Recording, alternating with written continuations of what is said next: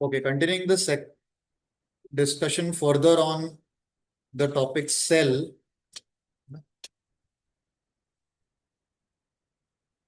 In the previous sessions, we have already talked about the discovery of cell, difference between unicellular, multicellular, prokaryotic, eukaryotic, and the cell shape and size, and the basic structure of cell along with the diagram of plant cell and animal cell.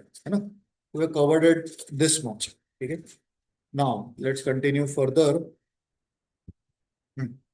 तो हमारा अगला title जो इसमें continue होगा, apart from the discovery of cell which is cell theory. This particular topic arises in simply like a short note in school exams कि describe and discuss in brief about cell theory. तो we have to just mention some points. ये theory किसने दी है, कब दी है, उसमें क्या इंफॉर्मेशन दी गई है, सेल के बारे में क्या बताया गया है. ये एक थ्योरी डिस्क्रिप्शन, एक पैराग्राफ बनेगा इसका. ठीक है. ओके. तो पहला पॉइंट तो एक बार रिव्यू में फिर से डाल देते हैं. Proposed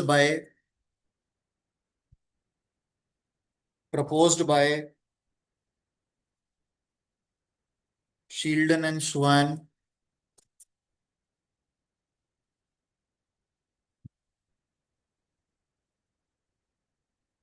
okay.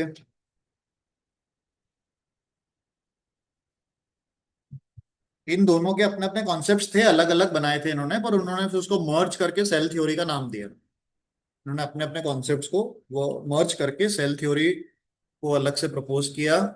इसका रिफाइनमेंट भी लिख देते हैं. Refined by refined by R Virchow.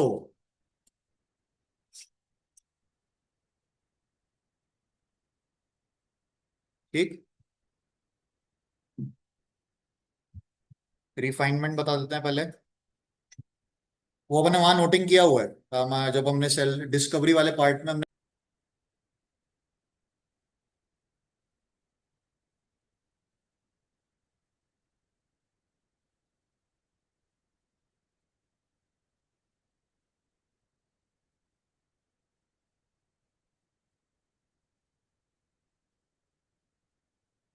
postulates of cell theory.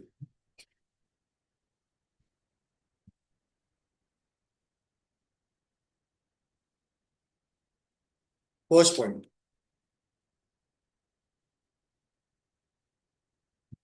All organisms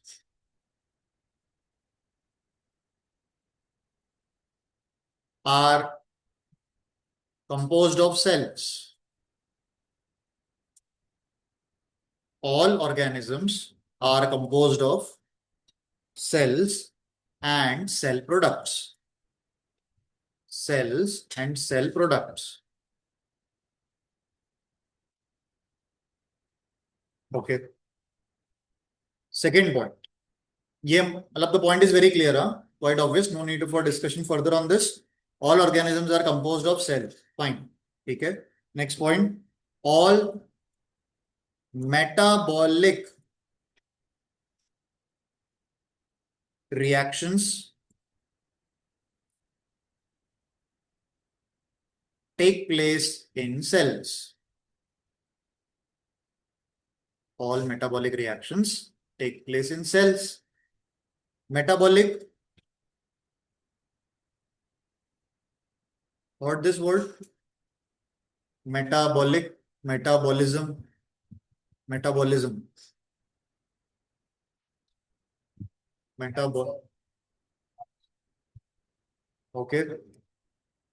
metabolism मतलब कि एक तरीके से डेवलपमेंट समझ लो बॉडी का, कि ऐसी कई रिएक्शन है जो हमारी बॉडी में एग्जीक्यूट हो रही है.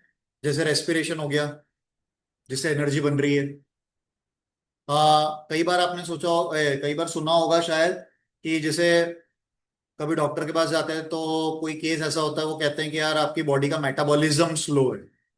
मतलब कभी ऐसा सुनने में आया हो तो, कि बॉडी का मेटाबॉलिज्म स्लो है, मतलब बॉडी फूड को प्रोसेस नहीं कर पा रही, तो डाइजेशन प्रॉपर नहीं हो रहा. है ना, तो स्टोर हो रहा है फूड वगैरह ऐसा। कुछ लोगों में होता है मेटाबॉलिज्म बहुत फास्ट है, कि ऐसे सुना है कभी, वो कहते हैं कि खा तो बहुत रहे हैं लेकिन शरीर को लग नहीं रहा है, यूज नहीं हो पा रहा फूड प्रॉपरली, बॉडी को गेन नहीं हो रहा, मतलब तो मेटाबॉलिज्म जब फास्ट बहुत फास्ट होता है तो कई बार, है ना, चीजें बॉडी से जल्दी जो है प्रोसेस होके निकल जाती है, यूज नहीं हो पाती। तो मेटाबॉलिज्म मतलब एक ऐसी प्रोसेस जो बॉडी में कई सारी रिएक्शंस ऐसी जो बॉडी के ग्रोथ के लिए रिस्पॉन्सिबल होती हैं, वो सारी रिएक्शंस क्या कहलाती हैं, मेटाबॉलिक रिएक्शंस कहलाती हैं। तो वो सारी रिएक्शन कहाँ हो रही है, सेल के अंदर हो रही है। ठीक है, हमने पढ़ा कि भाई हर चीज वहीं होती है ना, सेल्स के अंदर मेटाबॉलिक रिएक्शंस होती हैं जो बॉडी के ग्रोथ और डेवलपमेंट के लिए रिस्पॉन्सिबल होती है। तीसरा पॉइंट, ये हमने पहले भी लिखा था, all cells arise from all cells arise from pre-existing cells। कोई भी सेल अपने आप नहीं बन जाता, किसी ना किसी प्री एग्जिस्टिंग सेल से ही जनरेट होता है ओनली। ठीक है, that is also clear, fine. मतलब डिवीजन से ही आ सकता है, अपने आप कहीं से रैंडमली ग्रो नहीं हो जाएगा, किसी पुरानी सेल के डिवीजन से ही नया सेल बनेगा। ठीक है, next, fourth, every organism every organism starts its life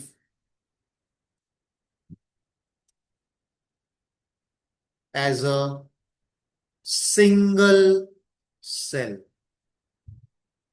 शुरुआत तो वहीं से होती है, जैसे कि जाइगोट, है ना, जैसे कि जाइगोट, दो सेल्स के मर्ज होने से एक सिंगल सेल बनता है पहले, फिर वो ग्रो हो जाता है, फिर वो ग्रो हो जाता है। ठीक है, अच्छा, ये जो सेल थ्योरी के पॉइंट है ना, इसका एक एक्सेप्शन है।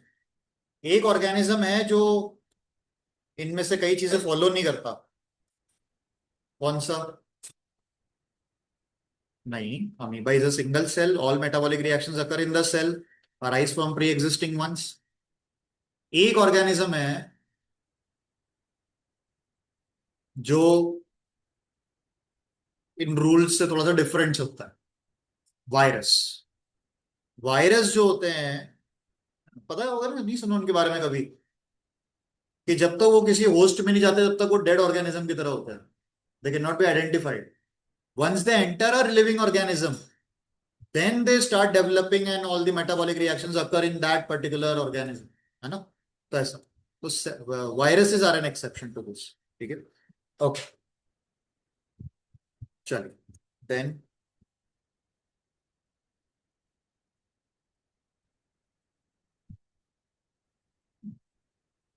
अब सेल्स को देखने के लिए जिन इंस्ट्रूमेंट्स की अपन बात कर रहे थे, माइक्रोस्कोप की, उनका एक बेसिक डिस्क्रिप्शन में टाइप ऑफ माइक्रोस्कोप का थोड़ा अंडरस्टैंडिंग ले लेते हैं, पता रहे कि किस किस मोड में वो काम करते हैं, है ना।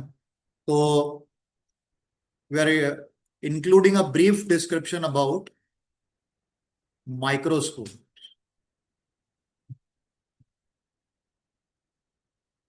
माइक्रोस्कोप्स, ठीक है, the two terms clearly indicates its purpose, micro and the scope, purposefully given the name. Stands for microorganisms that you guys have already studied, and scope,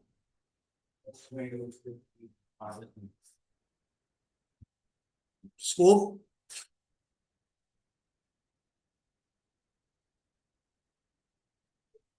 microscope, telescope, study, scope is study, basically to study something, that's it। scope is to study, ठीक है, उसके बारे में पता लगाना।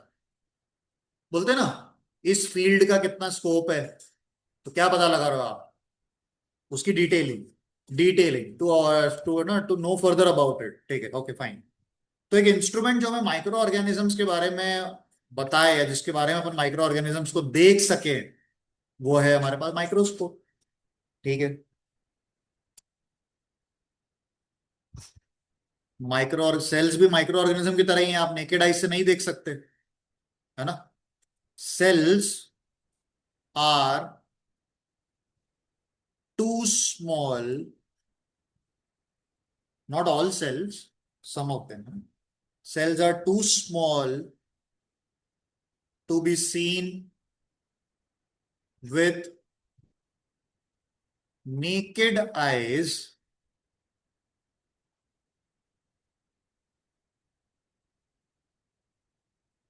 and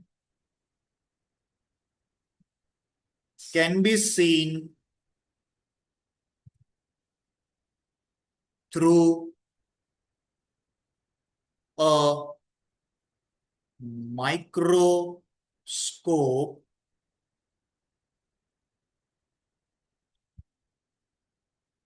an instrument used to study these small objects. Now, that cannot be seen with the naked eyes. दो तरह के माइक्रोस्कोप्स यूजुअली एम्प्लॉय किए जाते हैं सेल्स को और फर्दर स्टडीज को कवर करने के लिए। The one that you will always see is a light microscope, which is available in your school labs. And the other one that we do not usually generally come across, present in sophisticated labs, this is electron microscope. Electron microscope. It's a very huge one, almost the size of a room. Electron microscope is size of a room. Okay. Light microscope you must have seen. It's a very handy and smaller in size comparatively. ठीक है, light microscope को ही oblique में आप लिखोगे, इसी को compound microscope भी हम कहते हैं। कंपाउंड माइक्रोस्कोप, लाइट माइक्रोस्कोप और कंपाउंड माइक्रोस्कोप, ठीक है। Okay, now light microscope is called, has the term light because it involves light to illuminate the object, है ना, टू इल्यूमिनेट द ऑब्जेक्ट। अगर आपने अपने लैब, स्कूल लैब में microscope देखा है, तो या तो उसमें इलेक्ट्रिकल लाइट लगी होती है नीचे, और या तो एक मिरर होता है जो सनलाइट को रिफ्लेक्ट करके ऑब्जेक्ट के ऊपर डालता है इल्यूमिनेट करने के लिए। तो लाइट का सोर्स चाहिए, मतलब we need the source of light anyhow in any form to illuminate the object, ठीक है। और कंपाउंड वर्ड इसलिए यूज होता है क्योंकि उसमें मल्टीपल लेंसेज लगे होते हैं, एक से ज्यादा लेंस लगा होता है, ठीक है। एक और नाम होता है सिंपल माइक्रोस्कोप, एक नाम और होता है सिंपल माइक्रोस्कोप। क्या होता होगा, आप सबने देखा है, एक ही एक ही लेंस रहता है, एडजस्ट नहीं होता, दोनों बातें सही हैं।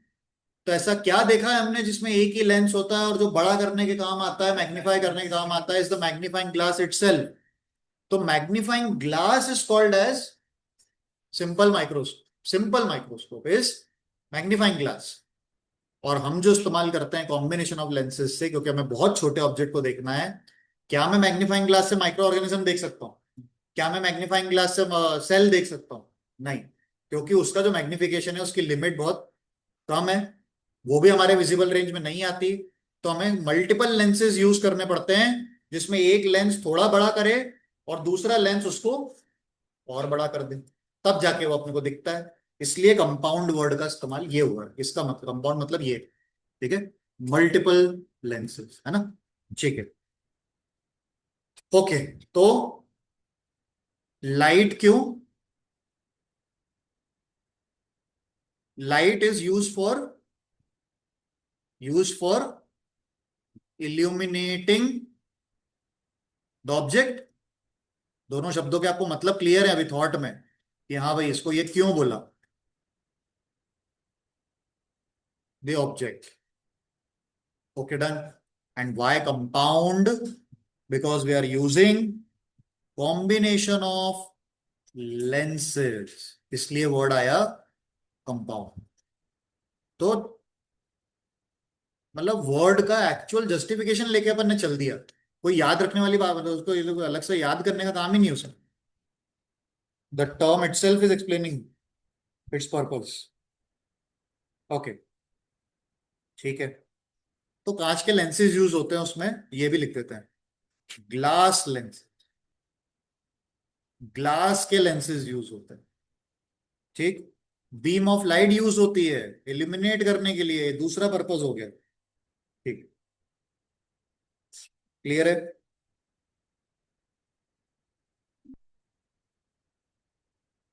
ओके, चलो।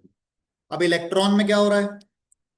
इलेक्ट्रॉन माइक्रोस्कोप में लाइट नहीं होती है, इसमें होते हैं इलेक्ट्रोमैग्नेट्स।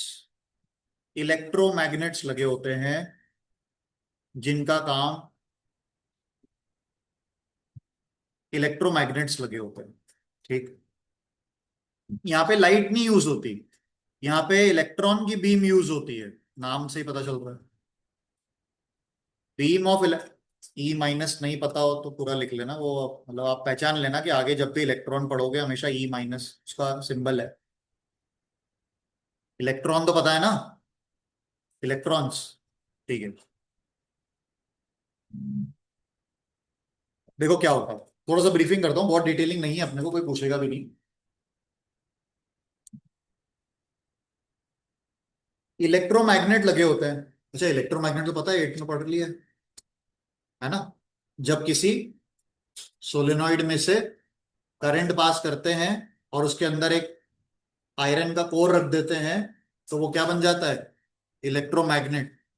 पढ़ा है ना लास्ट ईयर ये, इलेक्ट्रोमैग्नेट। अब उस इलेक्ट्रोमैग्नेट की क्या प्रॉपर्टी होती है कि जैसे ही उसके अंदर से इलेक्ट्रॉन को पास करते हैं, वो इलेक्ट्रॉन को एक एक्सट्रीमली हाई वेलोसिटी इलेक्ट्रॉन में क्या कर देता है? स्पीड अप कर देता है, चेंज कर देता है इलेक्ट्रॉन को। बहुत ही हाई पावर के साथ क्या करता है? पुश करता है उसको, एक हाई, उसको बीम ऑफ इलेक्ट्रॉन में कन्वर्ट कर देता है। वो बीम ऑफ इलेक्ट्रॉन जाकर सेल से, सेल के साथ क्या करती है, सेल से पास होती है, उसको स्ट्राइक करती है, और वहां से एक बहुत ही हाई रिजोल्यूशन इमेज सेल की क्या होती है? क्रिएट होती है। कहीं से ज्यादा इलेक्ट्रॉन पास हो गए, कहीं से कम इलेक्ट्रॉन पास हुए, कहीं ज्यादा रुक गए, कहीं कम रुक गए, तो उस जहां जहां से भी सिग्नल जनरेट होता है उसको, इलेक्ट्रिकल सिग्नल को कन्वर्ट कर दिया जाता है काय में? इमेज में, जिस इमेज को फिर हम देखते हैं, है ना। और लिविंग सेल्स की इमेज भी, मतलब इसमें से लिविंग प्रोसेसेस, लाइव सेल्स भी इलेक्ट्रॉन माइक्रोस्कोप में देखी जा सकती है। प्रोसेस देखा जा सकता है कि किस तरीके से सेल का डिवीजन हो रहा है इलेक्ट्रॉन माइक्रोस्कोप में। नहीं, इलेक्ट्रॉन नहीं देख सकते थे, इलेक्ट्रॉन तो और छोटा कंपोनेंट हो गया, नथिंग। ये जो माइक्रोस्कोप्स भी होते हैं, इलेक्ट्रॉन माइक्रोस्कोप में भी बहुत बड़ी रेंज आती है एक्चुअली, रेंज ऑफ सिस्टम्स है। पर वो सब, उनको कैसी इमेज बनाई गई है? सबको स्फेरिकल पार्टिकल्स माना गया है, इलेक्ट्रॉन, प्रोटॉन्स, न्यूट्रॉन्स, एटम खुद, ये सब कुछ कैसा माना गया है? स्फेरिकल। तो एटम देख सकते हो आप इलेक्ट्रॉन, स्ट्रक्चर ऑफ एटम, है ना, वहीं से स्टडी करिए।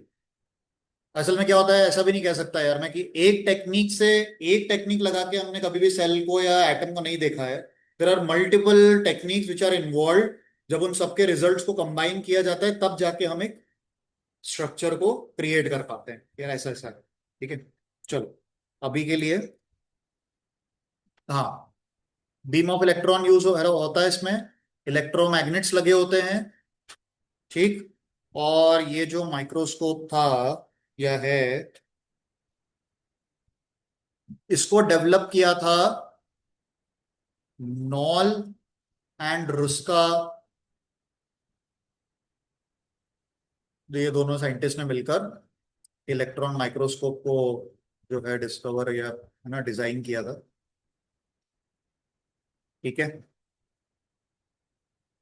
जो हम नॉर्मल माइक्रोस्कोप से नहीं देख सकते, वो स्ट्रक्चर हम लोग इलेक्ट्रॉन माइक्रोस्कोप में देख सकते हैं, ठीक।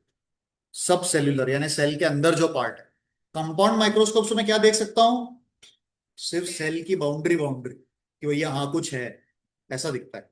लेकिन उसके अंदर का ऑर्गेनल देखना, माइटोकॉन्ड्रिया देखना, तो मैं कंपाउंड माइक्रोस्कोप से नहीं देख सकता। फिर मेरे को कहाँ जाना पड़ेगा, इलेक्ट्रॉन पे जाना पड़ेगा। तो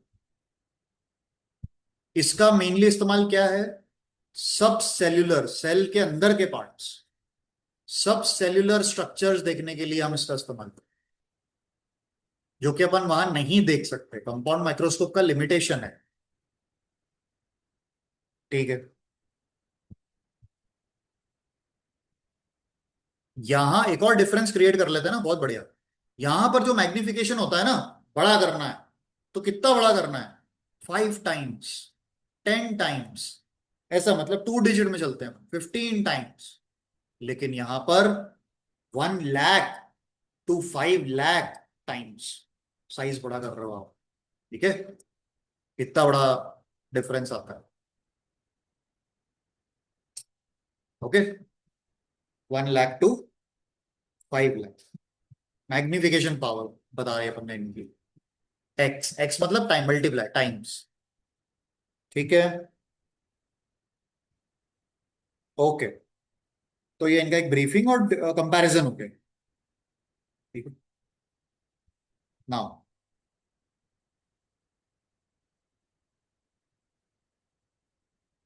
ओके, मूविंग फर्दर।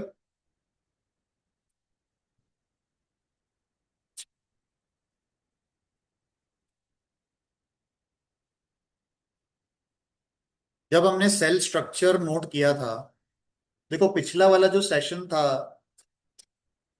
उसका वीडियो लेक्चर हमारे पास अवेलेबल है, तो वहां से आप पुराना मैटर एक बार देख के उसको अपनी नोटबुक से मैच कर लेना कि इट्स इट डन, है ना।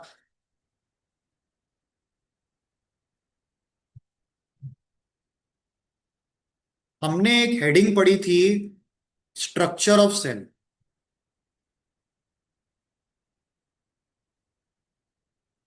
जिसमें हमने 3 नाम लिखे थे। सबसे पहला लिखा था प्लाज्मा मेम्ब्रेन। ठीक है। दूसरा नाम अपन ने लिखा था न्यूक्लियस। और तीसरा नाम हमने लिखा था साइटोप्लाज्म।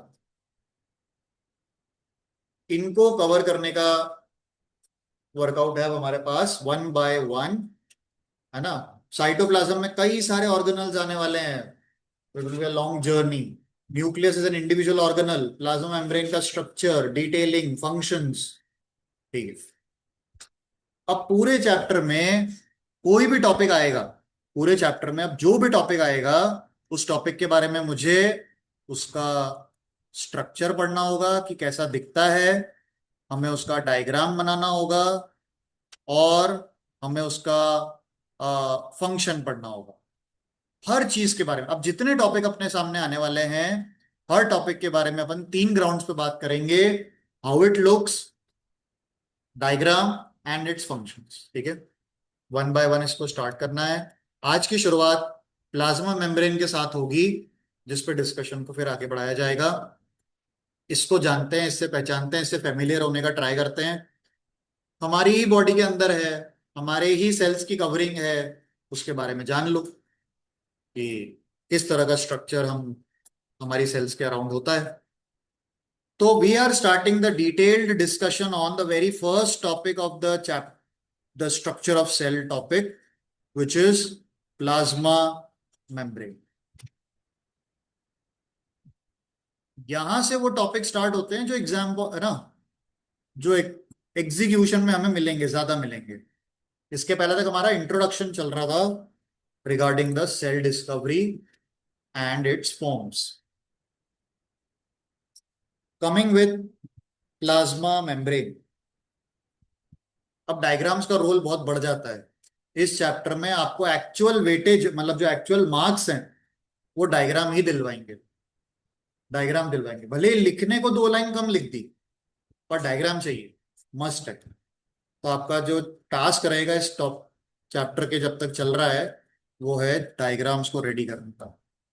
ठीक है। प्लाज्मा मेम्ब्रेन के अंदर सबसे पहले सब टाइटल लेते हैं उसका नेचर और उसकी अकरेंस। कि ये होता कैसा है और कहाँ होता है। अच्छी हेडिंग्स के साथ नोट्स प्रेजेंट करोगे, वहां पे आंसर्स प्रेजेंट करोगे। Biology is all about writing skill. How you are presenting it, how well you are drawing the diagrams, how you are labeling the diagrams. That's it. Okay.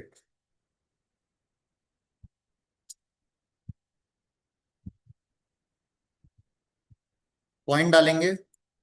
Avoid making, avoid making paragraphs. Write everything in points. It will be easy to learn. ठीक है. Paragraph देख के हमारा mind में जाता है negative thought, यार इतना पढ़ना पड़ेगा, काफी मैटर है। छोटे छोटे पॉइंट बनाओगे जल्दी कैच करता है माइंड। ठीक है। पहला पॉइंट, मोस्ट ऑर्गेनल्स जो सेल के अंदर होते हैं, जिनको अपन लास्ट में कवर करेंगे। Yes yes absolutely. जितना ज्यादा पॉइंट्स में लिखोगे चेक करने वाले को आसानी होगी और ज्यादा स्कोरिंग मिलती है। 3 मार्क का क्वेश्चन 3 पॉइंट, 5 मार्क का क्वेश्चन 5 पॉइंट, 4 मार्क का question 4 points accordingly. Most organelles जो सेल के अंदर होते हैं ना, they are enclosed by unit membrane. उनके ऊपर एक मेम्ब्रेन होती है। सबको प्रोटेक्शन चाहिए, सबको प्रोटेक्शन चाहिए। ठीक है। और जो सेल की सरफेस है, उसके उसको जो कवर कर रहा है, मेम्ब्रेन कवर कर रही है। Cell surface, cell surface has plasma membrane. उसको सेल मेम्ब्रेन भी कहते हैं, एक ही बात है। As the outer covering keyword है। आउटर कवरिंग वर्ड आपको सेल्फ एक्सप्लेनेशन दे देगा पूरे टॉपिक का। Outer covering of each cell. क्योंकि आप स्कूल एग्जाम में तो मल्टी कलर्स यूज नहीं कर सकते, पेन और पेंसिल तो यूज कर ही सकते हैं। अगर आप बायो में स्पेसिफिकली, क्योंकि फिजिक्स और केमिस्ट्री में तो हमें कभी इतना थ्योरी लिखना ही नहीं है, कोई टॉपिक ही नहीं आएगा। लेकिन यहाँ पर आपको पूरा पूरा थ्योरी में ही अपना आंसर लिखना है। अब मैं अगर आपको एक बड़ा सा पैराग्राफ देके चेक करने बिठा दूं, आपको 100% टीडियस लगेगा यार, कि मेरे को इतना एक एक लाइन एक एक वर्ड रीड करके आगे बढ़ना है, टीडियस लगेगा। उसी जगह मैं आपको वही बड़ा सा पैराग्राफ दे दूं और उसमें कुछ शब्दों को अंडरलाइन कर दूं, आपका ब्रेन इमीडिएटली वो अंडरलाइन वाले वर्ड्स की तरफ डायरेक्टली अट्रैक्ट होगा, होगा कि यार ये हाँ ये वर्ड दिख रहे हैं। तो अगर मुझे पता है कि मेरे आंसर का एक बहुत ही इंपॉर्टेंट कीवर्ड ये है जो टीचर को इंप्रेस किया काम कर देगा, अंडरलाइन है आंसर में। जब आप एग्जाम में लिखो ना, तो आप उसको हाईलाइट कर दो, हाईलाइट कर दो। ठीक है। Teacher is not interested in your grammar, कि ऑफ लिखा है बच्चे ने, ईच लिखा है बच्चे ने, एज लिखा है। Not at all. They are interested in the very very precise keywords that describes your topic, that describes your topic, है ना। Presentation skill matters. ठीक है। सेम आंसर दो लोगों ने लिखा हो, सेम आंसर आए, आई बेट यू कि मैं आपको चेक करने को दे दूं, मैं सेम मैटर आपको 2 पैराग्राफ में लिख दूं, एक में मैं हाईलाइटिंग कर दूं और एक को मैं प्लेन छोड़ दूं। जब आप हाईलाइटिंग वाले को चेक करोगे तो आपको साइकोलॉजिकली आपका ब्रेन बोलेगा यार इसने बढ़िया लिखा है, इसको अच्छे मार्क्स, बढ़िया मार्क्स को फुल मार्क्स देने चाहिए। ये लिटरली साइकोलॉजिकली होता है टीच चेकिंग करते समय, how the presentation strikes your brain. ठीक है। है ना। आप एक सामान खरीदने के लिए जा रहे हो शॉप पे, आप एक सामान खरीदने शॉप पे जा रहे हो। ठीक है। वही वो सामान 2 शॉप पे मिल रहा है। एक शॉप जो है, इट्स नॉट ऑर्गेनाइज्ड, सामान फैला हुआ पड़ा है, कुछ नीचे गिरा हुआ है, डस्टी है। और एक वेल ऑर्गेनाइज्ड, बढ़िया एसी लगा हुआ है, अच्छा प्रेजेंटेशन है, लेबल्ड है। You won't be entering in the other one, obviously. Your mind will tell you कि यार वो ज्यादा अच्छा है, मतलब ज्यादा बेटर है, राइट। तो that mind also works on the teachers and while checking कि how the presentation is given, how the content is presented, है ना। चलो, outer covering of the cell. So that's everything about the plasma membrane. It's the outer covering. Okay, done. Now let's cover its structure, how it looks, what it is made up of. हमारी ही sales की plasma membrane काय से बनी हुई है, जरा check करते हैं। Okay, let's see. बड़े खास वर्ड्स आ रहे हैं। इट इज, इट यानी plasma membrane, it is a living thin delicate elastic, सारे फीचर्स आ गए उसके। सिलेक्टिवली परमिएबल, बहुत ही इंपॉर्टेंट वर्ड है, आगे जाके पता चलेगा, इसको क्वेश्चन सेपरेटली आता है। Selectively, sorry, permeable membrane. काफी कुछ बता दिया गया, काफी कुछ बता दिया। ठीक है, कुछ चीजों को लॉजिकली कनेक्ट कर सकते। हम्म, बिल्कुल आया होगा। कुछ चीजें बहुत खास हैं। सिलेक्टिवली परमिएबल इज आर की चॉइस वर्ड, सिलेक्टिवली परमिएबल। ठीक है, इस पर डिटेल आगे बात होगी डिटेल में। Okay, it is about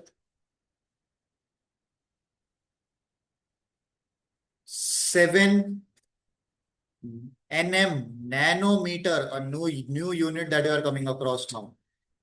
centimetre, millimetre, kilometre की तरह ही एक होता है नैनोमीटर। सेल की सभी चीजों को नैनोमीटर्स में मेजर किया जाता है। अभी अपन अलग से जरूर लिख देते हैं आपकी जानकारी के लिए कि 1 नैनोमीटर का मतलब है 10⁻⁻⁹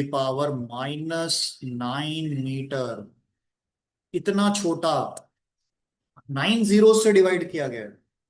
9 जीरो से डिवाइड करेंगे तो इतना छोटा साइज, 1 मीटर से इतना छोटा साइज होता है सेल का, सेल की प्लाज्मा मेम्ब्रेन का। ठीक है, चलो अब इसका डिटेल्ड स्ट्रक्चर जो है वो बताया गया दो लोगों द्वारा, जिसे इसका फ्लूइड मोज़ेक मॉडल कहा जाता है। इसका स्ट्रक्चर है, इसको एक्सप्लेन करने के, इसको जिन लोगों ने एक्सप्लेन किया उसके स्ट्रक्चर को ये नाम दिया। फ्लूइड मोज़ेक मॉडल के फॉर्म में सिंगर और निकोलसन नाम के व्यक्ति ने प्लाज्मा मेम्ब्रेन के स्ट्रक्चर को समझाया। Singer and Nicholson explained the structure of plasma membrane as fluid mosaic model. Detailed structure दिया गया प्लाज्मा मेम्ब्रेन का। ठीक है, क्या बताया इन्होंने वो हम देखेंगे।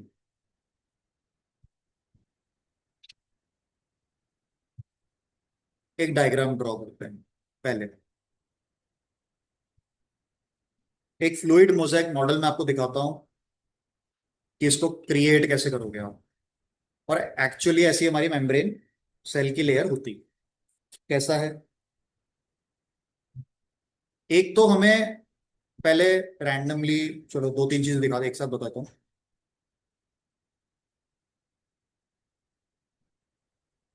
Just hold on for a while, तब आप उसको क्रिएट करना।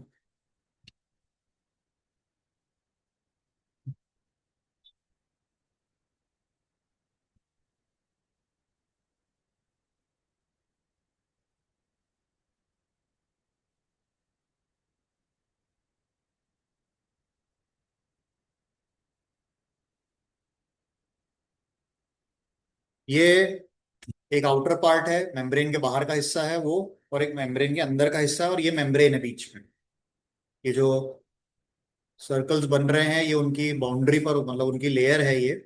और इनमें से सब में से दो दो थ्रेड अंदर की तरफ और उधर से नीचे की तरफ आपको सब में बनाने हैं।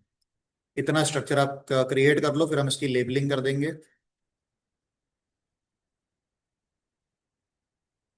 Threads.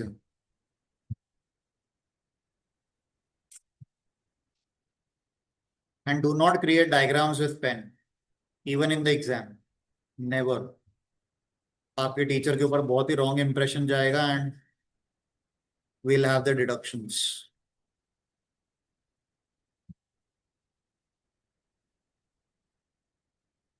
Okay, this is the side view of the membrane.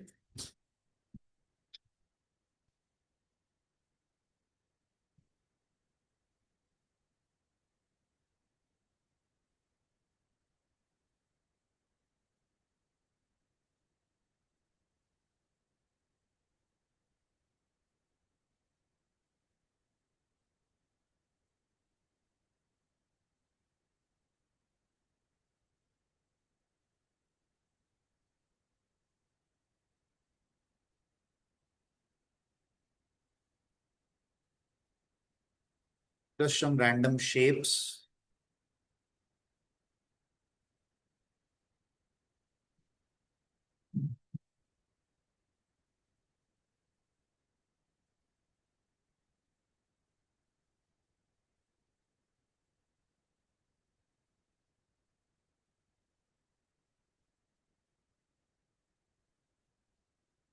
Detail noting आएगी, describe the structure of plasma membrane in detail, या एक्सप्लेन फ्लूइड मोज़ेक मॉडल। तो हमें कुछ इंट्रोडक्टरी लाइंस अपन लिखेंगे, डायग्राम बनाएंगे और लेबल कर देंगे, तो we'll have our score.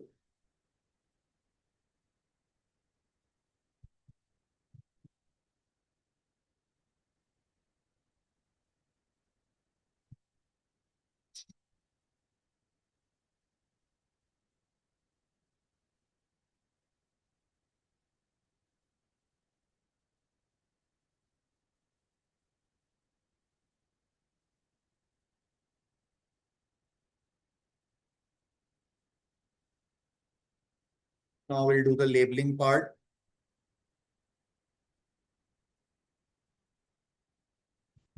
Labellings भी जितनी ऑर्गेनाइज्ड होंगी, they will create an impression likewise.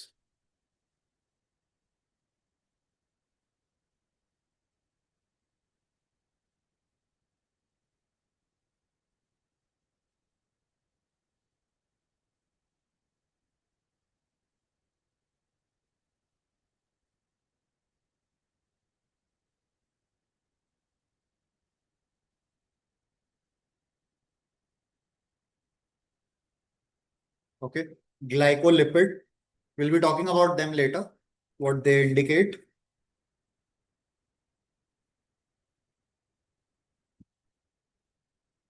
It's a pore,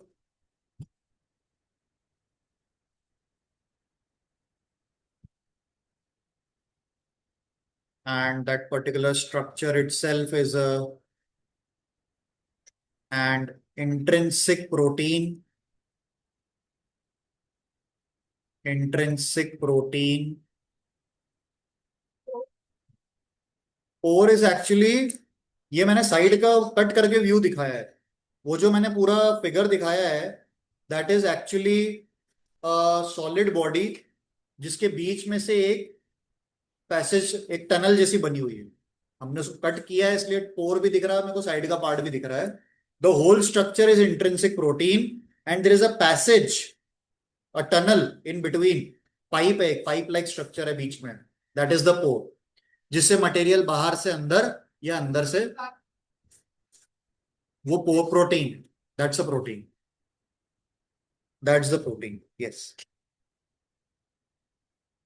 And the proteins that do not cross the membrane, which are only on the outer side, like this one, that is called the extrinsic protein. Intrinsic, extrinsic, extrinsic protein. extrinsic protein which is on the surface. Okay.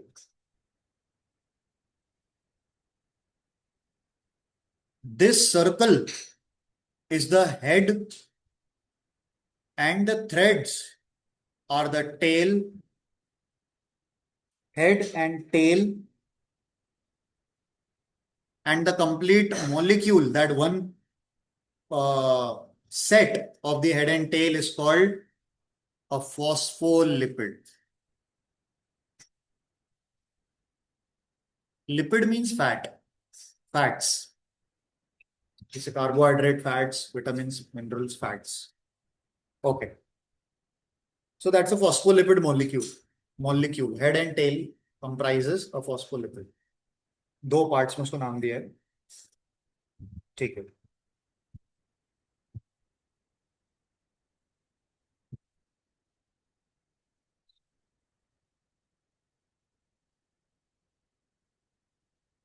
Okay.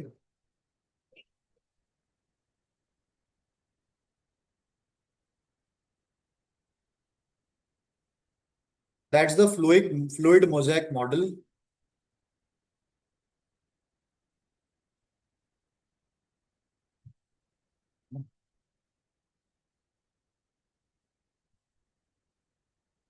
जैसे कि समुद्र में, सी में icebergs float करते हैं ना. समुद्र में आइसबर्ग्स फ्लोट करते हैं. आइसबर्ग का कुछ हिस्सा तो बाहर दिखता है और मेजॉरिटी तो अंदर होता है. आर पार होता है पानी, पानी से नीचे की तरफ जाता है. तो इसको वैसे ही कंपेयर किया गया. Fluid mosaic. फ्लूइड मतलब लिक्विड. फ्लूइड मतलब जो फ्लो हो रहा हो, तैर रहा हो, लिक्विड. ठीक है. क्या कि ये जो फॉस्फोलिपिड्स हैं, इनका पूरा सी है ये, और इसमें आइसबर्ग की तरह कौन फ्लोट कर रहे हैं? ये प्रोटीन्स फ्लोट कर रहे हैं. This proteins are floating. समझ रहे हो? वो जो ढेर सारे जो सर्कल जो मैंने फॉस्फोलिपिड हेड और टेल बनाए हैं, उसको आप समझो एक स्पॉन्जी बेड हो जैसे हो. स्पॉन्जी. और उस पे ये जो प्रोटीन मॉलिक्यूल्स हैं, दे आर एम्बेडेड, और उसमें अटके हुए हो. स्पॉन्ज नहीं होता जैसे, सॉर्ट ऑफ, है ना? तो ऐसा. तो वो उस तरह का उसका. और हमने स्टार्टिंग में लिखा भी है वहां पे. फर्स्ट लाइन जब प्लाज्मा मेम्ब्रेन की लिखी थी ना, इलास्टिक. इलास्टिक नेचर लिखा अपन ने वहां पे. Elastic, delicate, thin, selectively permeable. Permeable यानी परमिट करना. किसको परमिट करना? कुछ चीजों को परमिट करना जो सेल के इस मेम्ब्रेन के या तो अंदर जाना चाहती हैं, या कहां पे आना चाहती हैं, बाहर आना चाहती हैं. सिलेक्टिवली क्यों? क्योंकि टोल गेट लगा हुआ. टोल है वो. टोल गेट है वो. कौन? वो इंट्रिंसिक प्रोटीन. वो एक तरह का टोल गेट है. हर कोई अंदर नहीं आ सकता. मतलब परमिशन लगेगी. परमिशन लगेगी. वो चीजें जो पोर साइज में फिट हो सकती होंगी, वो अंदर आ जाएंगी, बाहर चली जाएंगी. बहुत बड़े बड़े मॉलिक्यूल होंगे तो दे can not cross through the membrane. तो बाहर नहीं निकल पाएंगे. आप इसका स्ट्रक्चर समझ गए? वो पूरा एक सॉलिड ऑब्जेक्ट है जिसके अंदर बीच में नली बनी हुई है अंदर की तरफ. अंदर दिख नहीं रही है बाहर से. अंदर होल्ड है ना? वो है ऐसा. पोर है पोर. परमिशन वहीं से मिलती है कि किसको अंदर आना है, किसको बाहर जाना है, वहीं से जाना है. ठीक है. इंट्रेंसिक अंदर तक हो जाने वाले, और एक्सट्रिंसिक बाहर बाहर. ठीक है. फाइन. बन जाएगा ना? स्ट्रक्चर क्रिएट हो गया हो दिमाग में तो. जब भी बोले फ्लूइड मोजाइक मॉडल, ढेर सारे फॉस्फोलिपिड्स की सी बना दी, और उसके अंदर प्रोटीन्स को क्या करवा दिया? फ्लोट करवा दिया. एम्बेड करवा दिया, फ्लोट करवा दिया. और कुछ ग्लाइकोलिपिड्स के एक्स्ट्रा मॉलिक्यूल ऊपर क्या कर दिया? उसको अटैच कर दिया आउटर साइड पे. आउटर साइड पे. ठीक है. Okay. This is the outer portion, है ना? ऊपर वाला इज द आउटर पोर्शन. ठीक. तो इसका फिर हम, जो इसका हमें डिस्क्रिप्शन लिखना है कि what they indicates, what is their function, what is the, है ना, फॉर्मेट, ये सब अपन फिर आगे इंक्लूड करेंगे. यहां तक का रिव्यू करके रखें ना. Will talk about it more further. And then will switch to cell wall and nucleus after this. Okay.